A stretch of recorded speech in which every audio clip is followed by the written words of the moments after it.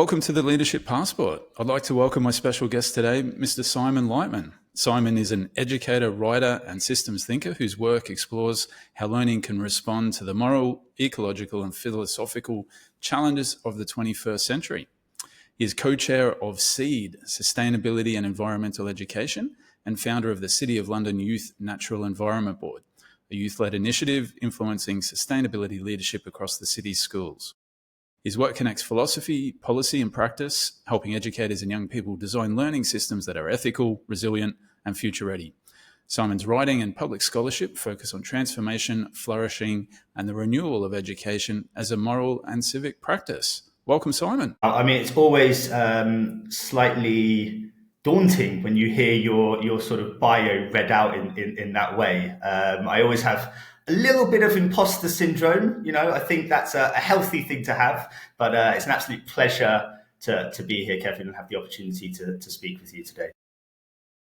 No, it's great to have you. Thanks so much for your time. Now, you were sharing, we were having a bit of a conversation before, but you shared with me before you're an old school hip hop fan who still raps a bit on the side, much to the embarrassment of your daughter. Tell me a bit more about that. I mean, I don't know if there's that much more to say. Like lots of 42-year-old men, I am a teacher. I'm a teacher, but in my heart, I'm a frustrated, music star, rock star, hip hop star. Now, I like all types of music. I've always been very much inspired by music in every form, but I've always enjoyed hip hop. Old school hip hop, and actually a few years ago, and I've always done some writing and played, I play guitar and I write some songs. And then a few years ago, I said to myself, you know what? I'm just going to follow one of my childhood dreams and start to record a few tracks and bits and pieces. Unfortunately, as is often the case with work and family life, etc., I don't necessarily have as much time as possible to actually do this stuff. But occasionally, I do go down to my little bedroom studio and do some recording. And then my teenage daughter is kind of horrified at the sound of her, middle-aged dad rapping. You've got to live your dreams, man. I think that's important. Yeah. And that's your job as a dad as well. That's an important part of the role, is embarrassing your children. So it can't be overlooked. I think this is an important part of the fatherly role, definitely, and not taking yourself, and on a more serious point, not taking yourself too seriously, and demonstrating to your kids that you can inhabit different personalities. I think part of my own leadership journey has been learning how to inhabit the different elements of myself and see those things not as mutually exclusive, but as part of who I am. And I try to bring that to everything I do, actually, that it's okay to be yourself, that you don't need to put on a certain persona in order to inhabit certain spaces. And that's something that I've learned at great cost.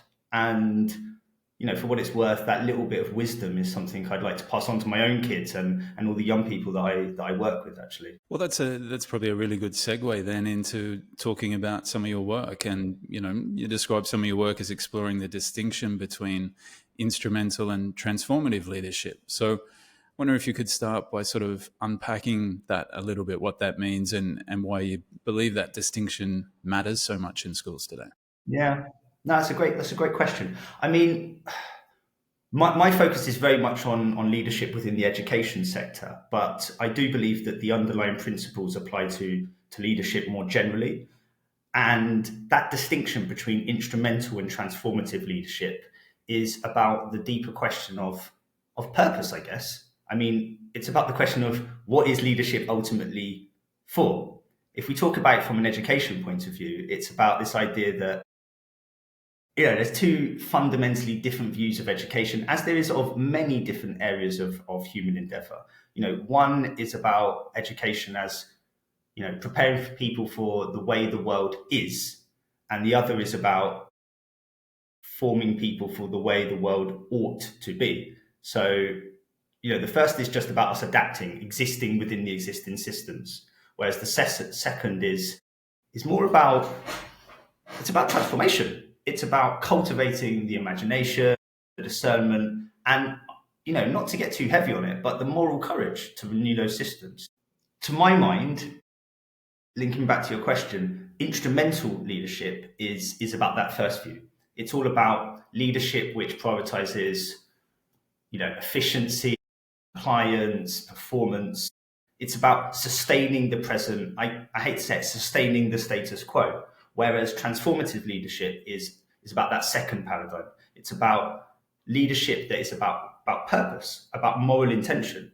It's about leadership which is about, who are we becoming through our own leadership, and who are we helping others to become through that leadership, and what type of ethical and I guess relational atmosphere are we trying to control, create. I mean, in my own life, that's come to play in various ways. I've seen it where with my work with the City of London Youth Natural Environment Board, with my work as the co-chair of SEED, where transformative leaders start to see it as a question of how do I put this? I guess of renewal rather than just delivery. One of the major issues, you and I both work in education, is that schools are often seen as factories of attainment.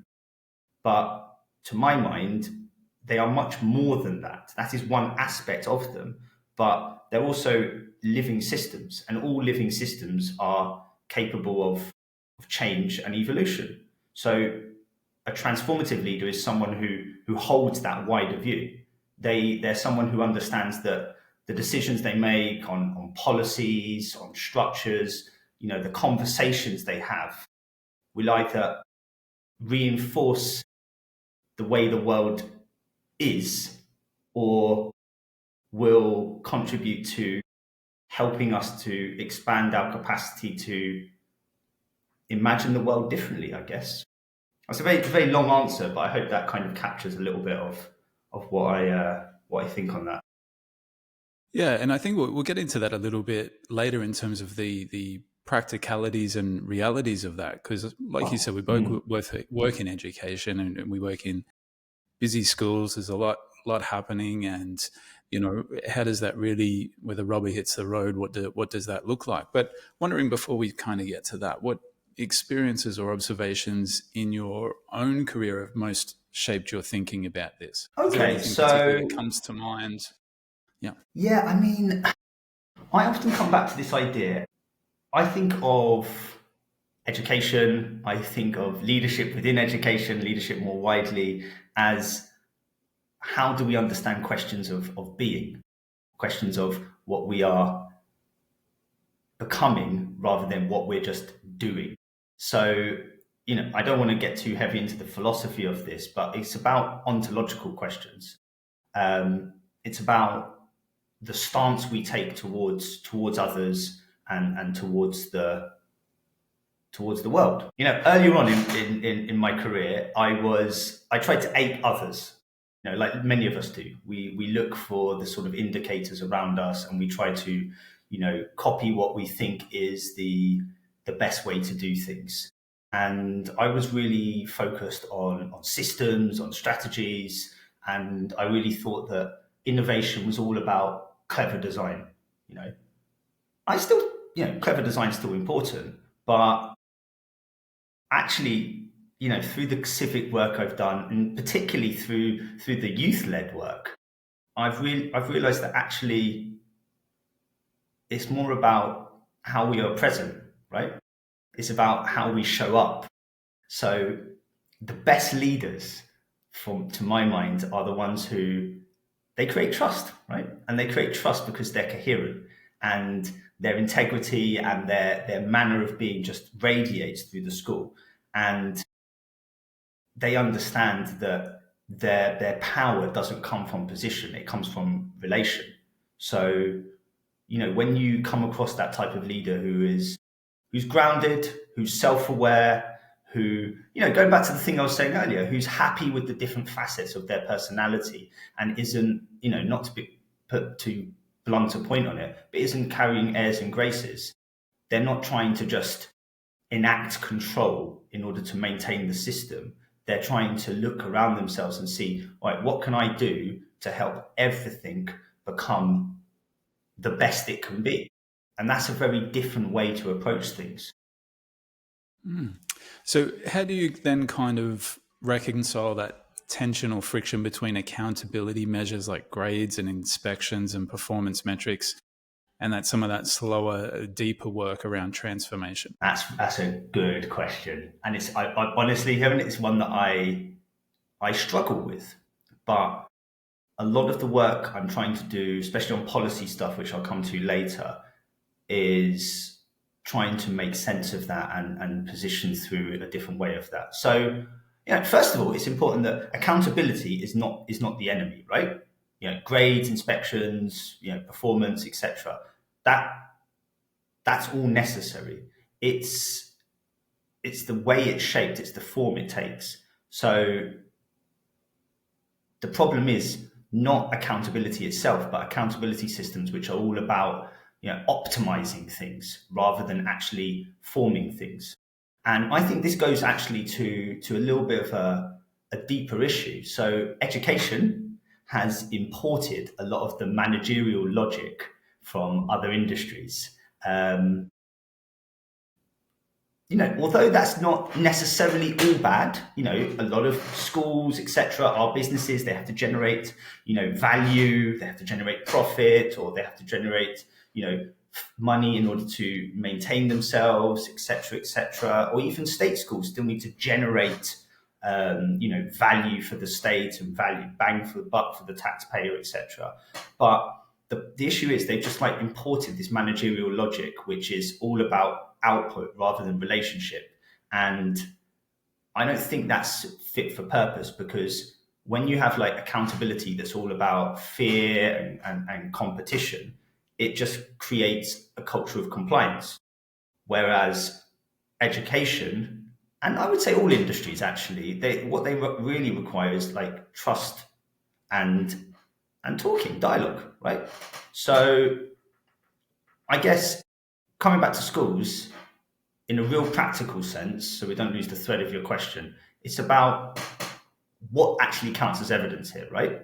So, the data matters, grades matter, inspection outcomes really do matter, the performance indicators are really important. We need good data, we need to be able to illuminate all those different points, etc. But we also need different types of testimony. We need a space to allow for stories of learning, reflective portfolios, actual acted upon feedback from students in the community, evidencing that collaboration. I guess it's about that kind of shifting culture. So often what I've talked about is this idea of narrative evaluation.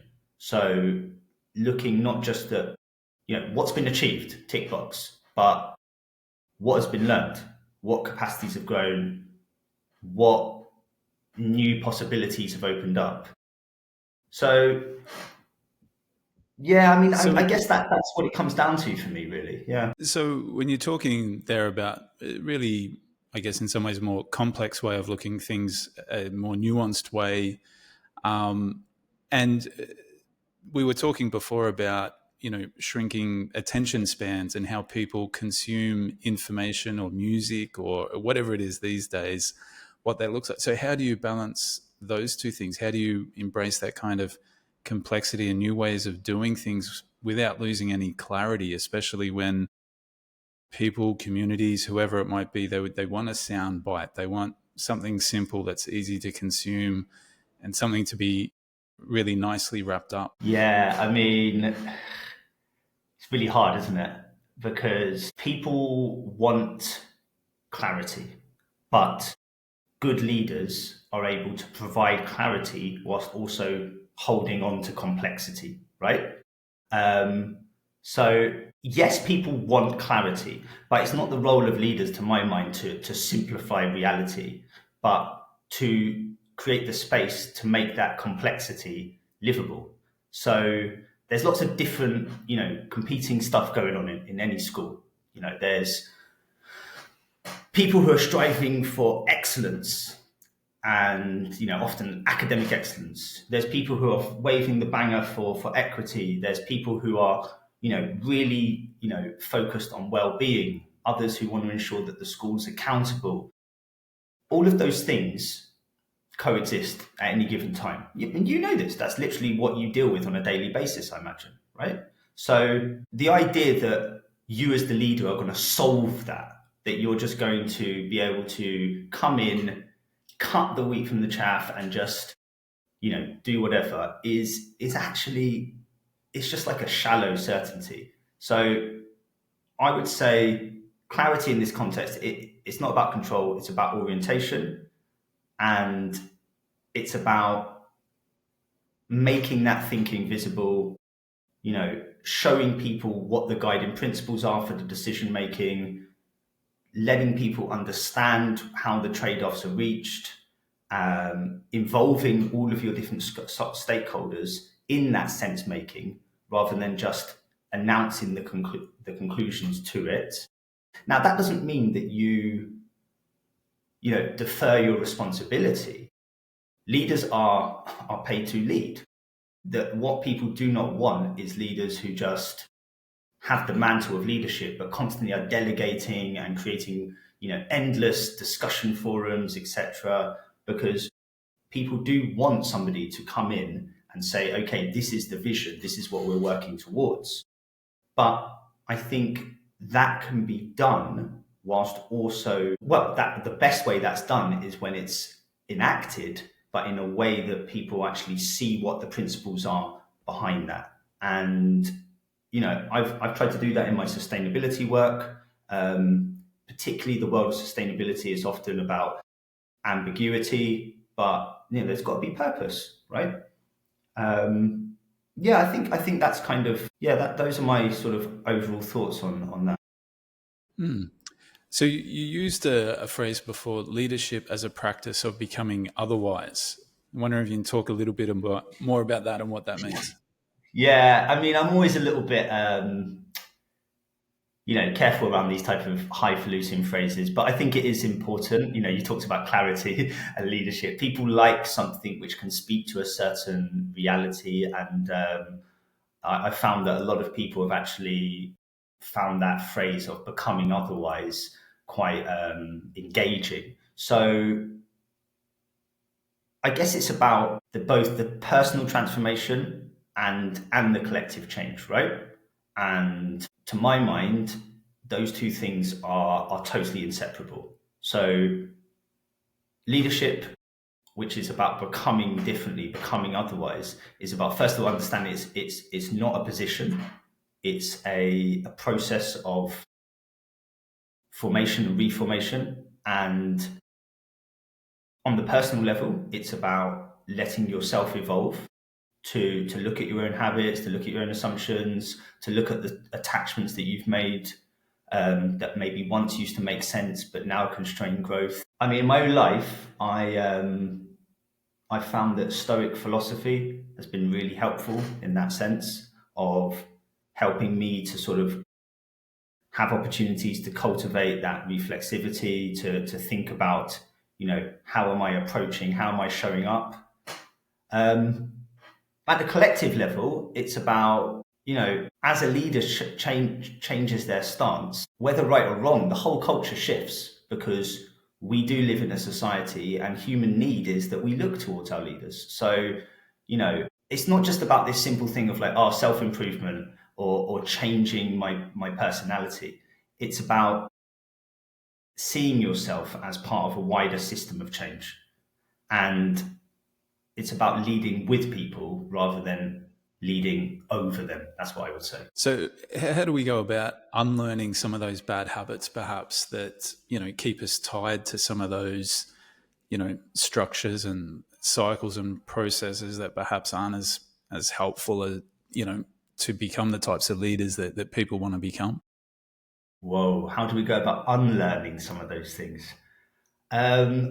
I think it's about that process, right? Of, first of all, having the willingness to see yourself as in the process of becoming, of understanding that true power and true positive influence in the world doesn't come from, the title you've gained, or authority that is conferred upon you by the system that you operate in. But true power comes from the willingness to relate to the world as you are, and to see yourself as someone who is striving, and to then see others as people who are also striving. And it doesn't mean you shy away from the hard decisions, because in reality, those decisions have to be taken in order for, the collective good often, or even the individual good. But it's about understanding that especially if you are wise as a leader in choosing your team, then hopefully you've chosen people around you who are on that same process of becoming. And your job is to nurture them to become the best they can be, and to add their part to the greater whole. Interesting. So I think, I think through our conversation we have, I think, some shared, interest or connection to the concepts of integrity and compassion. How do you see those as practical leadership capacities rather than abstract ideals? Integrity and compassion. So yeah, I mean, integrity. A lot of what I'm talking about is integrity is the word that sums it up, right? Compassion. These are words that often in our culture they're like reduced to just be sentiments, right? He's compassionate. Oh, he or she has integrity, but they're not just sentiments. They're disciplines. To have integrity is to have a daily practice of integrity. To have compassion is to actually have a daily practice of fomenting compassion for all things. And often that means pushing yourself to have compassion for those who maybe you do not automatically feel compassion for. So, they're not just abstract stuff though, because integrity is about alignment, right? It's about what you say, what you value, what you do. In a school, that's about the decisions.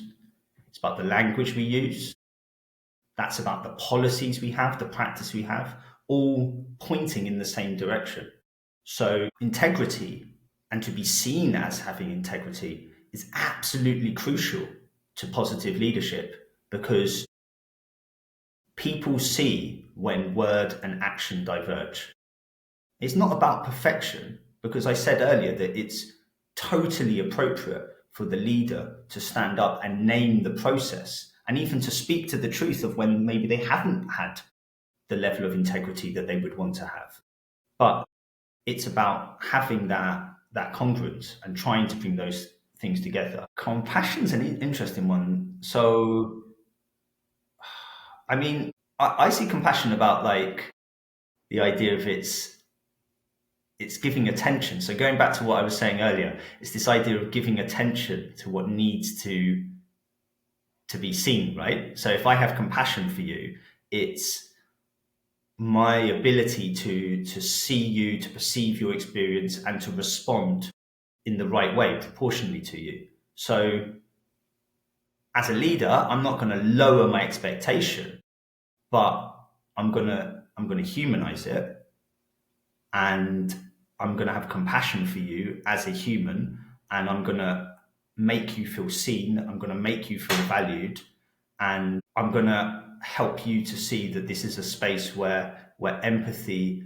and your value is paramount. Very good. Now, I saw something the other day. It talked about someone referencing a school or an institution as flourishing. How is that the same or different to a school that's high performing, or a high quality school, or a well regarded school? If a school is flourishing, is there a difference? And how would you define that? Yeah, no, the word flourishing, it goes all the way back to ancient Greek philosophy. Aristotle spoke about eudaimonia, and the idea of us flourishing.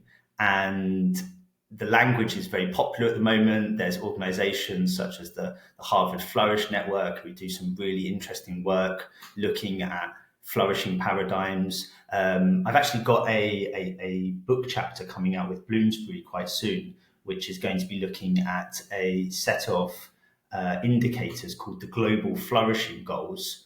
And my chapter is going to be looking at how transformative sustainability education can enact those flourishing goals. If anybody's interested, I recommend you check out the Harvard stuff. But I mean, flourishing is different to performance because performance is just a metric and flourishing is not a metric, it's an atmosphere. So it's about what does it feel like to be within complexity. You know, a flourishing school, it doesn't mean it's a school without difficulty, but it's a school where there is going to be challenge, but that lives side by side with meaning. So, you know, if I'm in a flourishing school, then I'm going to feel it in the corridors. I'm going to feel that curiosity in the classrooms. I'm going to feel that generosity in meetings. I'm going to, you know, listen in or hear conversations in the staff room, which are really honest and open. It needs to be practical because that type of flourishing doesn't happen when people are run down and depleted. You know, if people are exhausted, if people are alienated, you might get a performing system, but it won't be a flourishing system. And I would say that actually going back to the original stuff we're talking about, often we see institutions, we see schools which might be high performing, they might get excellent results, but actually they're not flourishing and they're not helping people within them to flourish or society to flourish, because people may come out of those institutions with, you know, great grades or whatever, but they might be really depleted and they might not have actually found a way to understand how those grades connect to any sense of deeper purpose or meaning. So, you know, you've got to look at everything. You've got to look at the timetables, you've got to look at the workload models, you've got to look at how many meetings you're having, the rhythm of those meetings, the decision processes. You know, are they helping to support people to function well, or they not? But it's not just about how people feel, because it's also, and I think this has come through in a lot of my answers, it's about, and I don't want to be too heavy-handed, Kevin, but it's about morality. It's, you know, the inner life of the institution has to match the outward mission. So it can't, you know, schools are very good, like lots of institutions, are putting this very great information on their websites, etc. But you've got to ensure that what's happening inside, the lived experience, matches that. So the leaders need to create the conditions for that, and they need to create space. So you need time for reflection. They need to recognize people's contributions. They need to foster staff agency, student agency, the participation of the community. And it's through those things that an organization becomes a flourishing organization that's actually renewing itself and going to have long-term vitality and long-term cumulative, this sounds really highfalutin, but like long-term cumulative good for all the individuals in it and for the society and for the whole world, of which, you know, especially for schools or any educational institution, they have a really important role in forging a better world. So yeah, I mean, flourishing is a lot more than just performance, definitely. So taking that a couple of steps further, and I guess maybe focusing now a bit more on personal practices and reflection. What are some practices and disciplines that help you to stay grounded in this more sort of reflective space and mode of leadership? Yeah. Do you know what? I am totally honest. I am still on that journey. Find it always fascinating to try to sit with myself and see my own natural energy. I have very high energy. I'm very highly motivated, highly passionate.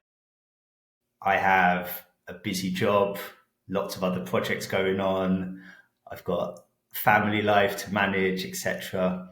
But what I do is one of my core disciplines is to wake up early and go to the gym. I find that physical exercise and that moment of quiet is really, really important to quieting in my mind and helping me to um, think through a lot of the ideas I have in my mind. I like dialogue as well. I don't have huge amounts of friends like many 42-year-old men, but I have a few, good friends. And with those good friends, I like to talk about things. I just read something actually yesterday about this lady who just gave up on small talk, and her new approach to like going to events and stuff was to ask people more meaningful questions and then get around the small talk.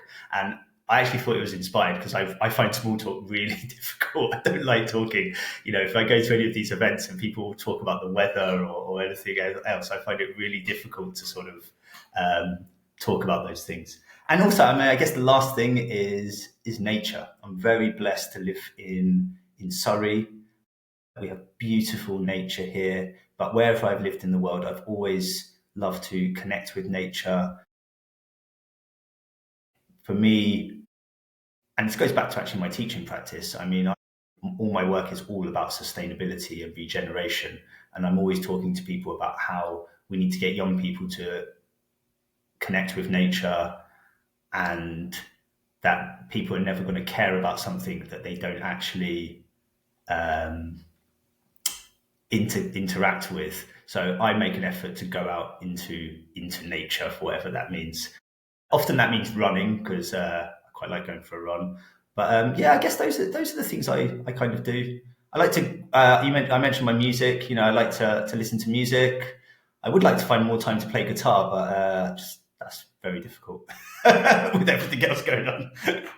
There is only so many hours in the day, isn't there? Yeah, exactly. Can't do it all.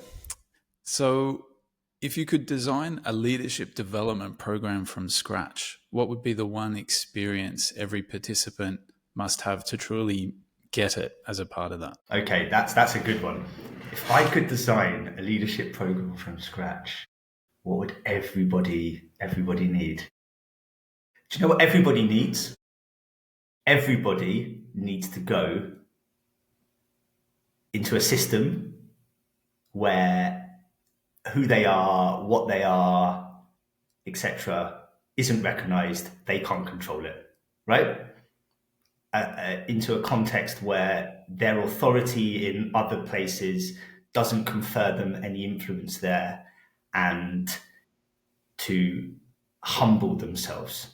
So, if you are a high flying education leader, let's say, you need to go to a non-affiliated youth board, something like the City of London Youth Natural Environment Board, and you need to sit with those young people and listen to what they have to say, and understand that in those spaces it's all about consensus, and consensus has to be earned. So what we found with the youth board often is that adults often rock up with a strategy, right? Which is fine. They have something they want to do, often, well-meaning, but they often will leave with questions.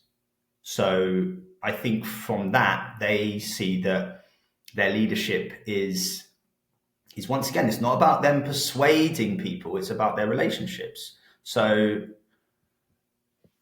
yeah, that's what I would say. Everybody, if I was going to have that leadership program, should have an opportunity to identify a place where they need to go into where they wouldn't have control, and live within that space for a little bit, and see how that influences how they see what leadership is about and what they think is important in terms of how you lead people together through consensus.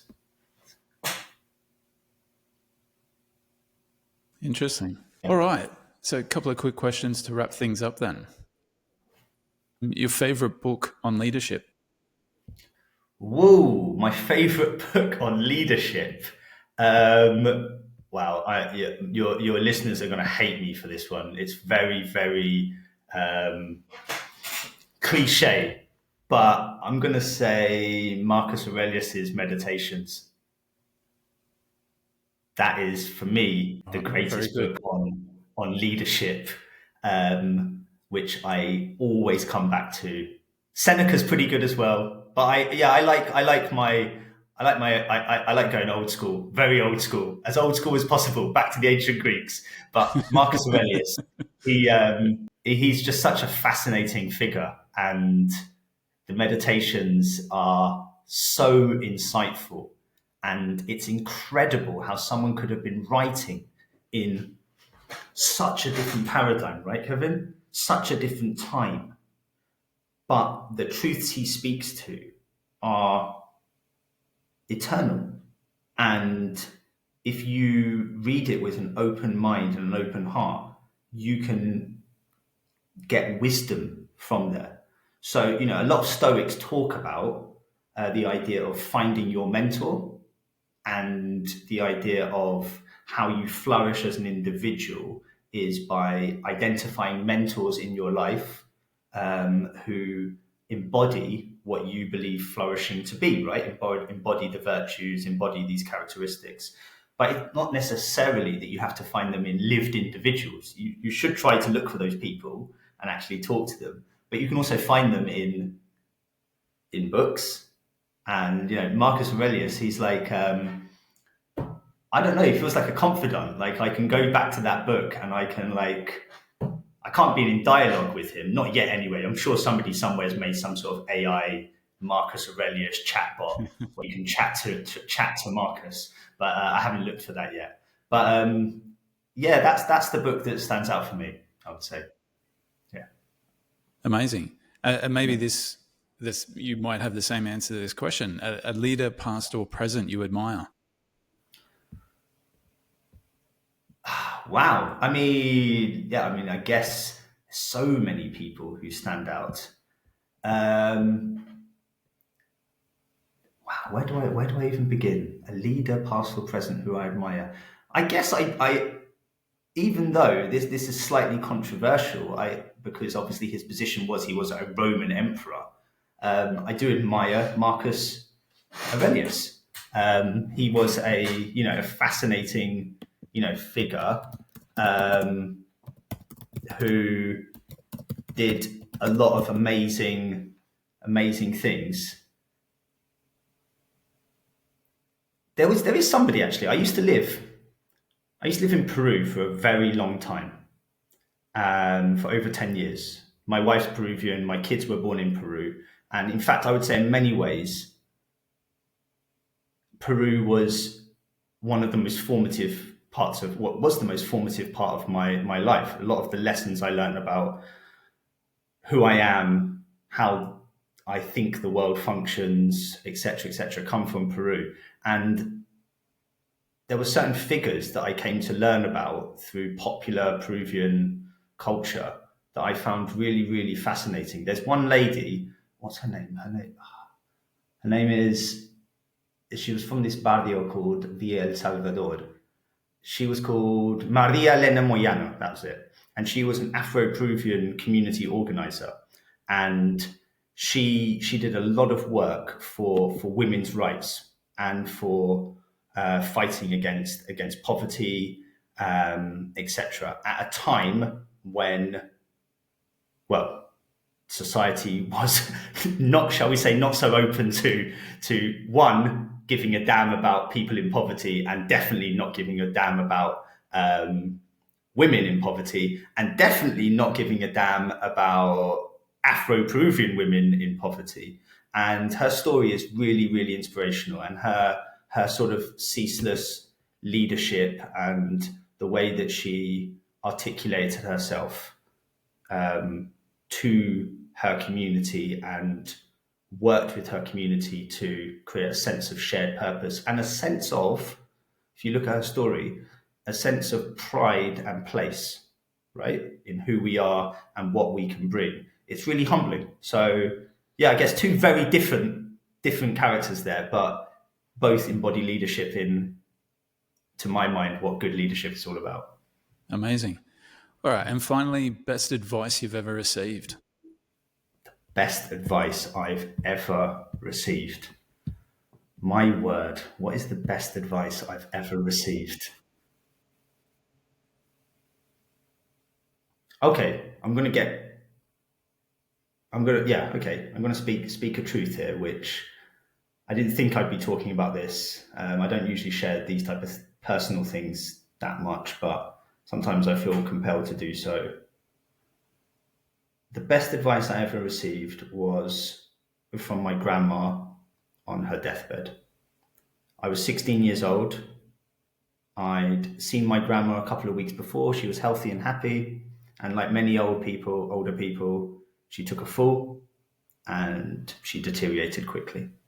So 16 years old, we drive through the night to London and we arrive at the hospital, and it's clearly obvious that my grandma's probably not going to see the night through.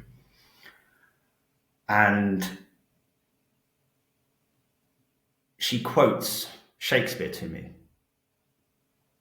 And it's almost her final words were, "All the world is but a stage, and the men and women merely players.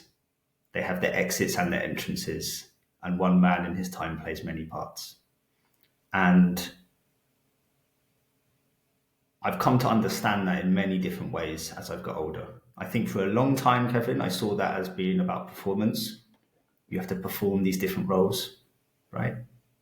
But going back to my original thing I was saying to you about being self-aware and being happy with the different facets of who you are,